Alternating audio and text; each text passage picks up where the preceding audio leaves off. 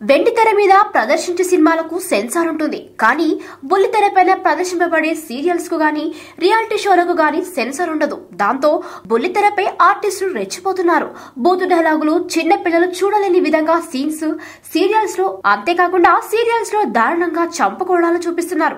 దాంతో చాలా కాలంగా బుల్లితెరపై కూడా సెన్సార్ ఉండాలని డిమాండ్ వ్యక్తమవుతుంది. సెన్సార్ బుల్లితెర కార్యక్రమాలకు సాధ్యం కాదని అంతా భావించారు. అయితే ఇటీవల మరి శృతి మించి కార్యక్రమాలు ఉండడంతో తప్పనిసరి పరిస్థితుల్లో సెన్సార్ బుల్లితెరకు కూడా రావాల్సి వచ్చింది. Central board of film censor వారు స్వయంగా బుల్లితెరకు కూడా సెన్సార్ ను తీసుకురావాలని నిర్ణయించుకున్నారు.